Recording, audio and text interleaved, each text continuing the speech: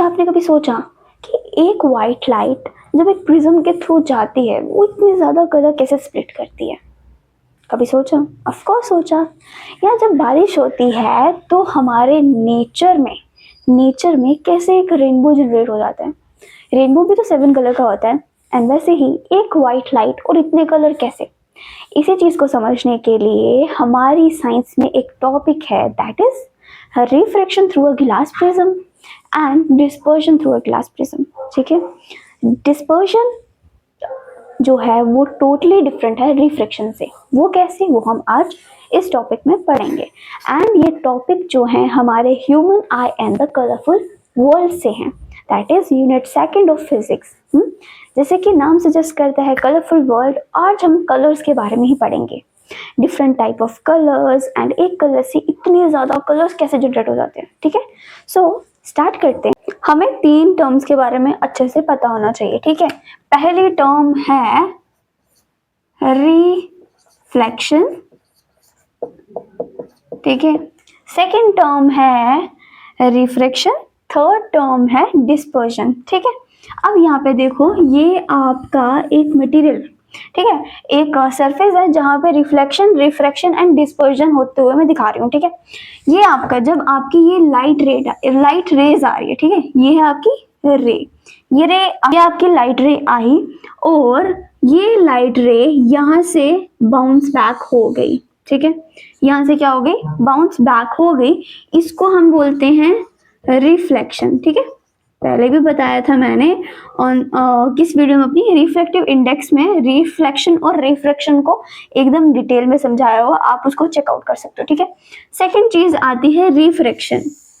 Refraction में क्या होता है, रिफ्रैक्शन को हम डिफाइन करते हैं बेंडिंग ऑफ लाइट रे का बेंड होना, जब वो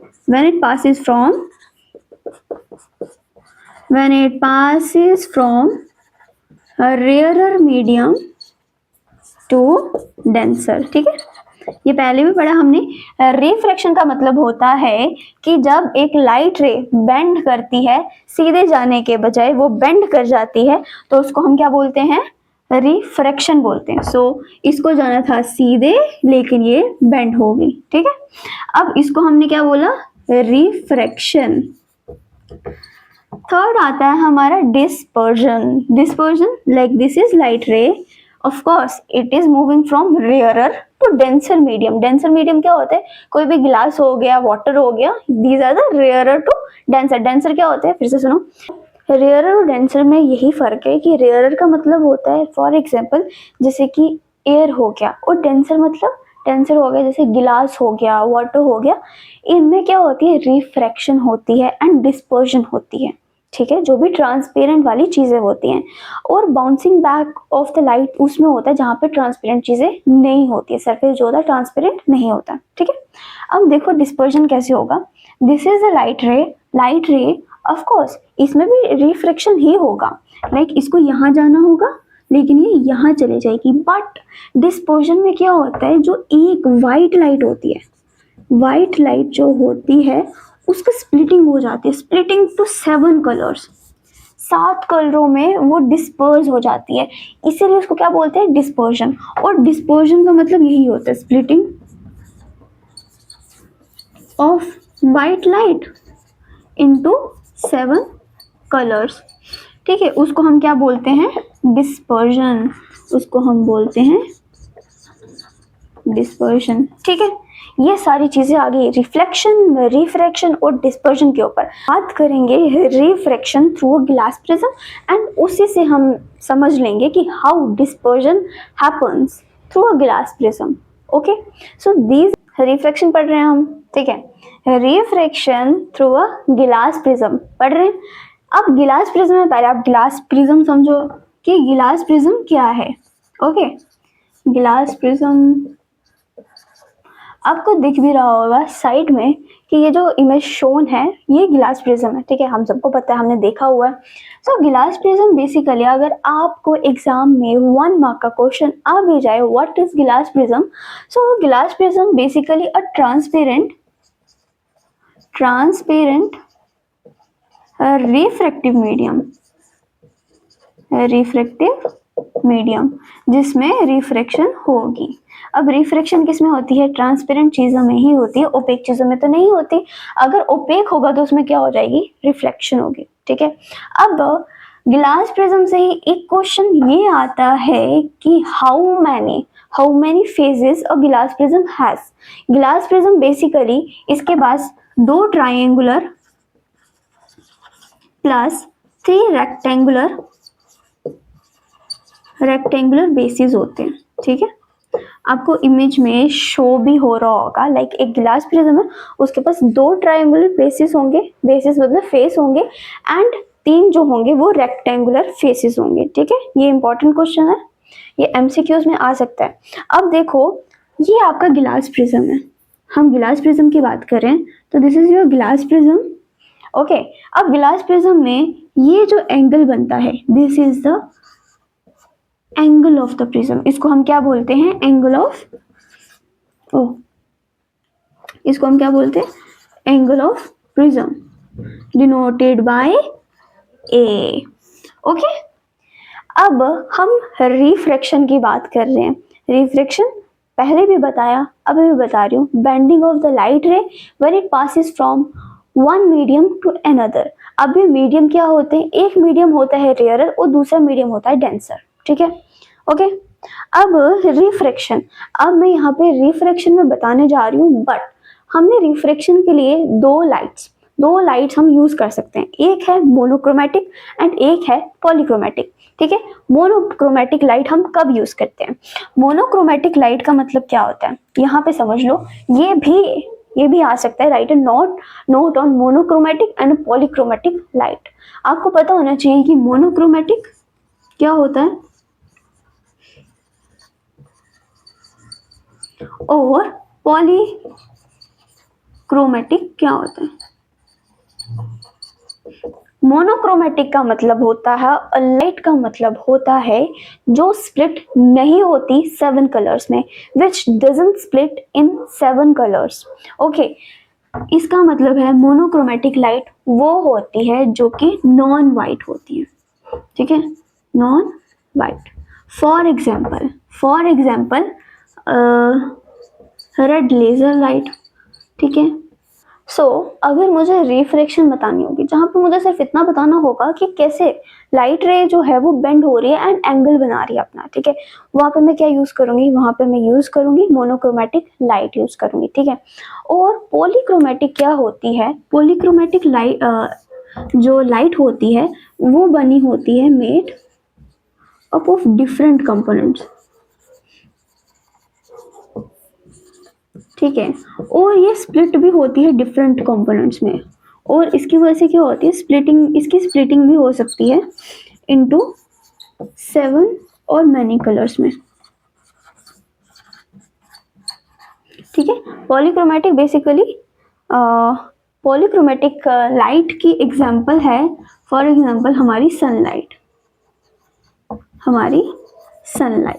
ठीक है, सनलाइट जो डिस्पर्जन कराती है, हमारी जो नेचर में नेचुरल डिस्पर्जन हो रही होती है, फॉर्मेशन ऑफ रेनबो, वहाँ पे तो कोई प्रिज्म की भी नीड नहीं होती है।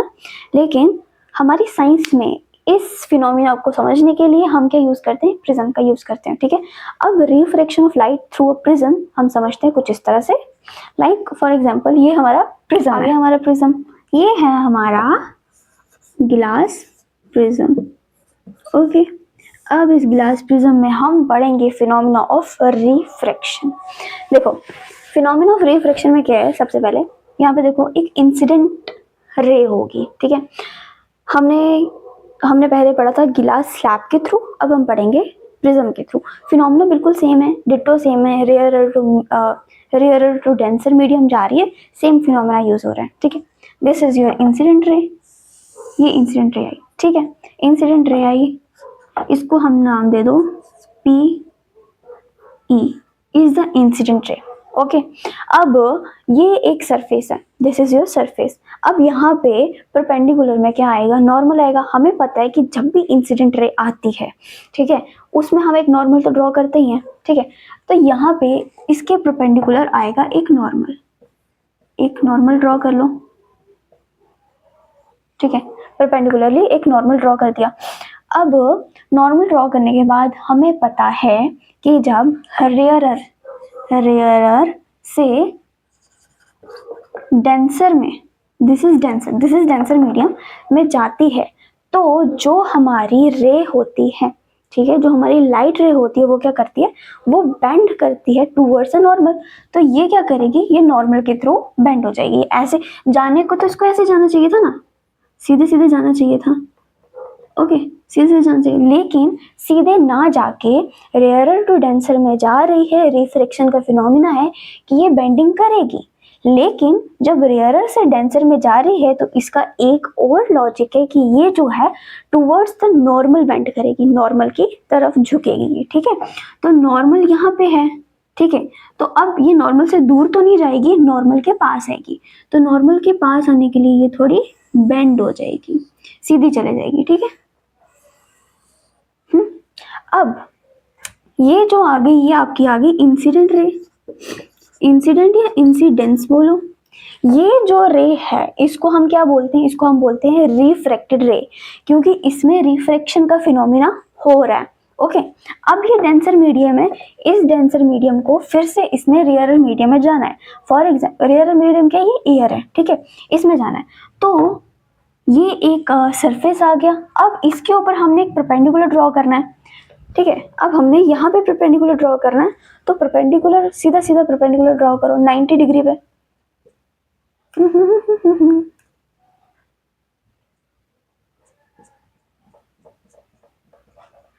ठीक है, कुछ इस तरह से 90 डिग्री पे ये ड्रॉ हो गया, ओके।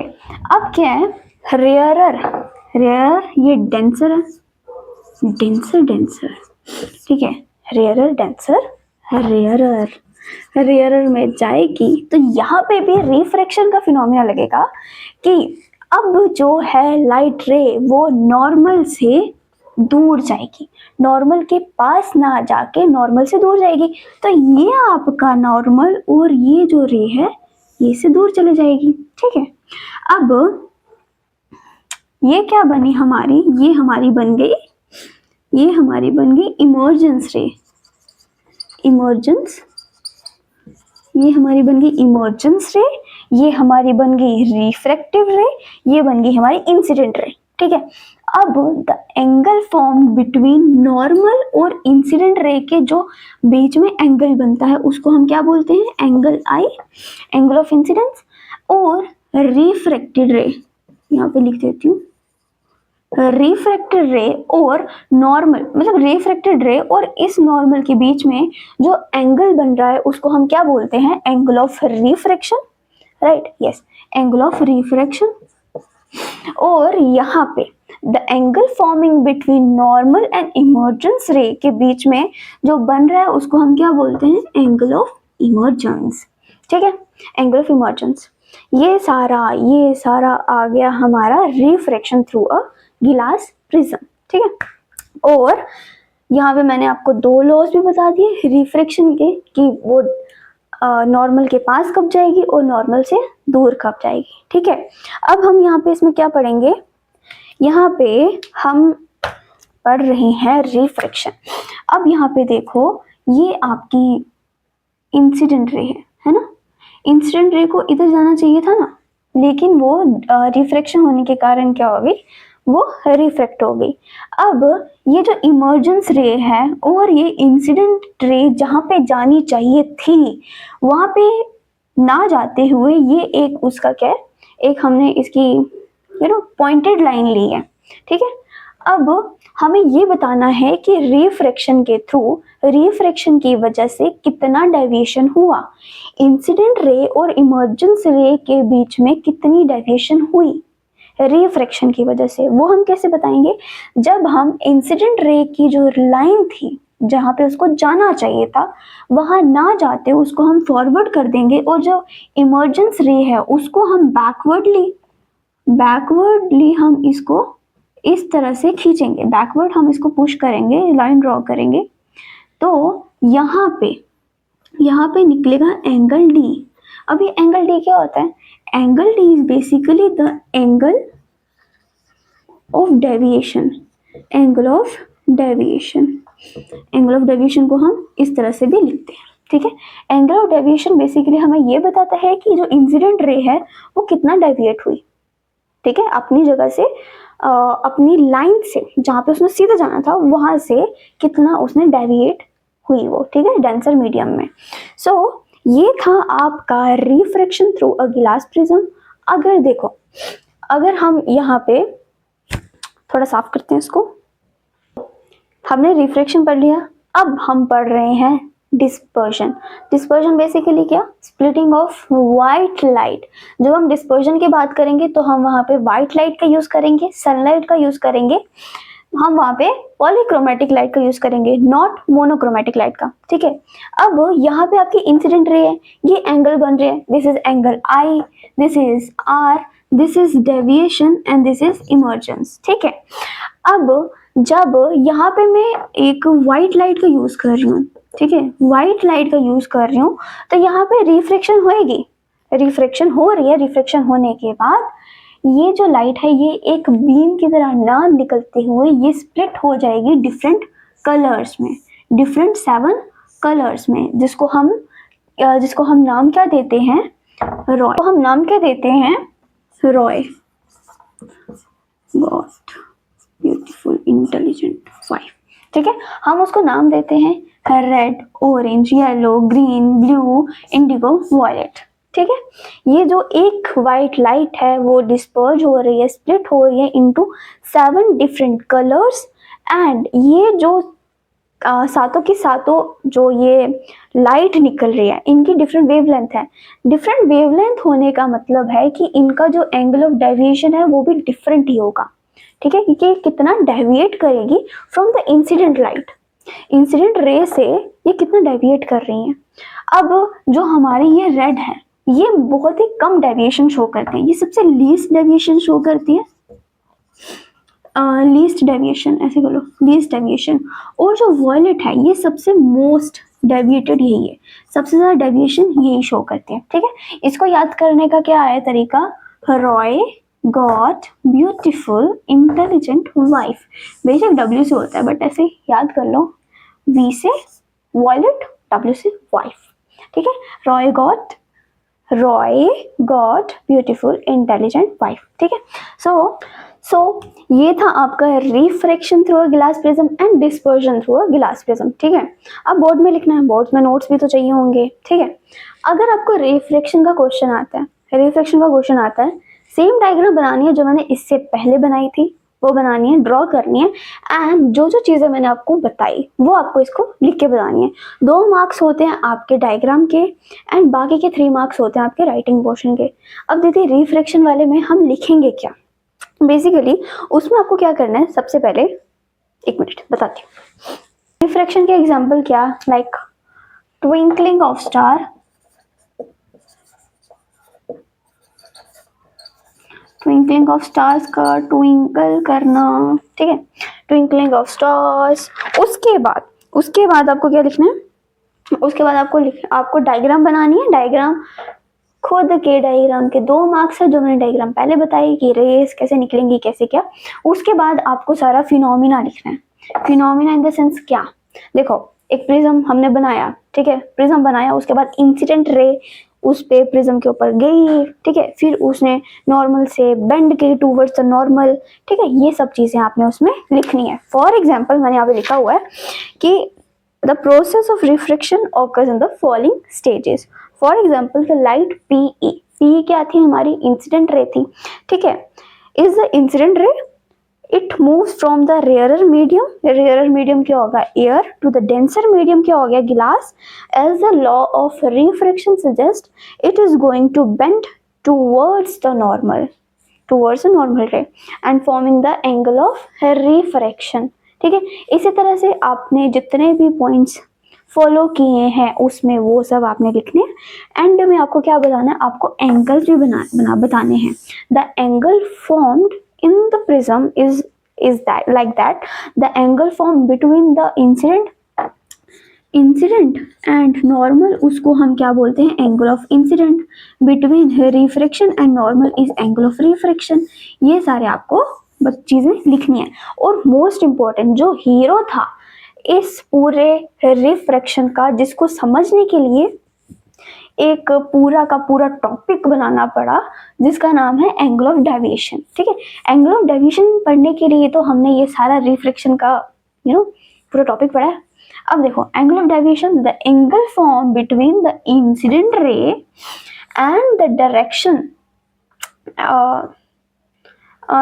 बिटवीन द इंसिडेंट रे एंड द इमर्जेंस रे, अगर हम उसको बैकवर्डली प्रोड्यूस करें, इमर्जेंस रे को बैकवर्डली प्रोड्यूस करें, तो उसको हम बोलते हैं angle of deviation. And dispersion में, अगर हम डिस्पर्जन के केस की बात करें, अगर हम वाइट लाइट रे लें, तो angle of deviation for different 7 colour वो डिफरेंट ही होता है। रेड जो होती है सबसे कम डेविएट करती है, एंड जो वायलेट है वो सबसे ज़्यादा डेविएट करती है। ठीक है, अब ये जो 7 कलर्स हैं रेनबो के कलर, इसको याद करने के लिए क्या होता है, Roy got beautiful intelligent wife. ठीक है, ये सब याद रहेगा। सो यही था। एंड लास्ट में इसके नोट्स जितना भी आपको लिखने का है वो मैं प्रोवाइड कर दूंगी मेरे अपने टेलीग्राम चैनल पे। So stay tuned for this kind of video, छोटी छोटी वीडियोस के लिए स्टे ट्यून्ड।